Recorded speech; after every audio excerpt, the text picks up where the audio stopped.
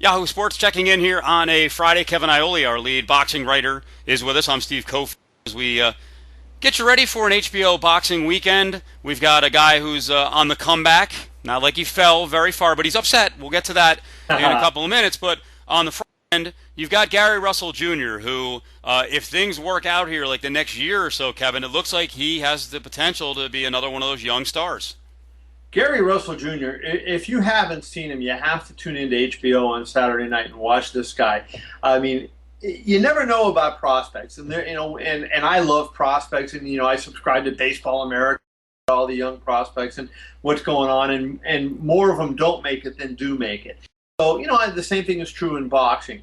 But Gary Russell Jr. has all the physical gifts, everything you want to see in a fighter, to be not just a champion, not just a very good champion, but to be a Manny Pacquiao, Floyd Mayweather dominant level champion. He has a chance. This guy has a chance. I'm not saying he is or he ever will be. He has the physical tools, a chance to become the best pound for pound fighter in the world someday. Well, talk about the physical tools, the weight class, and his background.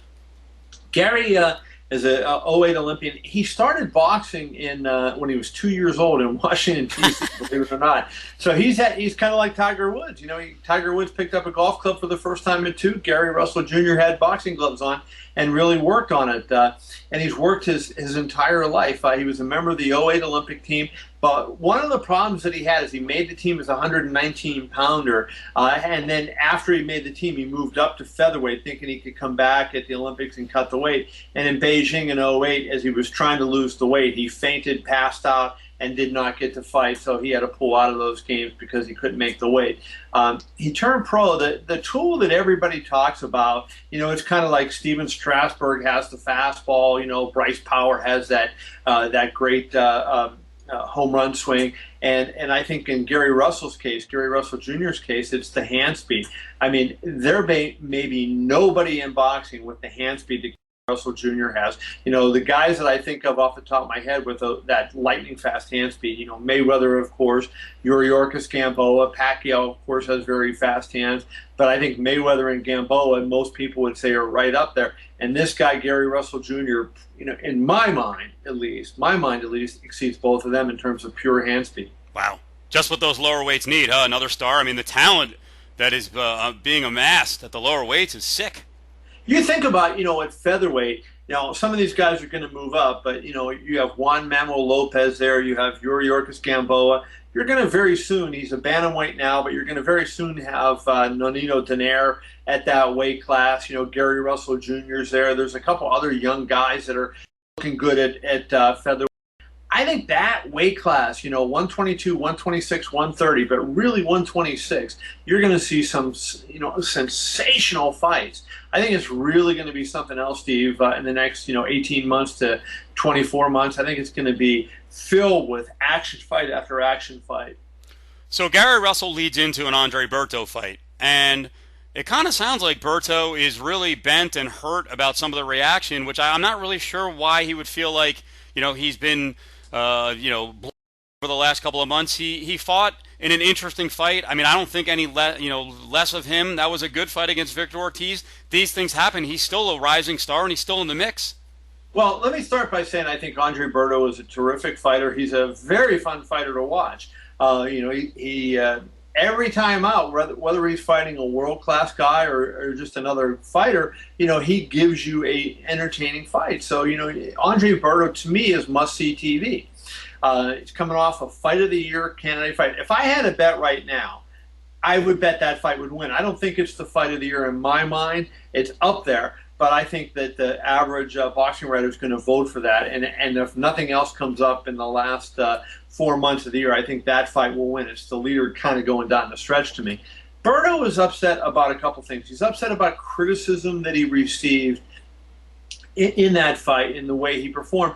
But he's mostly upset about the criticism he's received for the quality of his opponents and for being on HBO so much. This guy, he's managed by Al Heyman. As we know, Al Heyman is the most influential manager in boxing, one of the most powerful men in boxing. Great relationship with the people at HBO. HBO has a lot of Al Heyman fighters, as does Gary Russell. Gary Russell is an Al Heyman fighter too. And so Heyman has done a good job. It's his job. He's working for Berto. He's gotten him on TV. Now, a lot of people complain, and I think there's a lot of to this, that he's gotten on HBO against less than HBO caliber opposition. And Berto has heard that, and that's what Berto is complaining about. I interviewed Berto on the telephone the other day, Steve, and if I can do an impression of him, this is what it was. Yeah, I'm really happy. I'm not. I don't care about the media. I don't care. He was just as monotone and dry, and you could just see the bitterness. It was just incredible.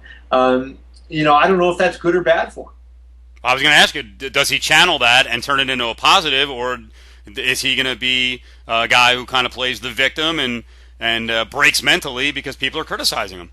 I think this is a really important fight, and it's going to tell a lot about Andre Berto. If I know Andre Berto, I think he's going to step up, and I think you're going to see him just go guns a-blazing after Zavik and go for a knockout and try to get that IBF title. If I know him, that's what I think he's going to do. That's the kind of guy he is. But certainly there is the part that he could break from this, and that that all the criticism is getting to him, and that he's going to be focused and not focused on the right thing, I should say.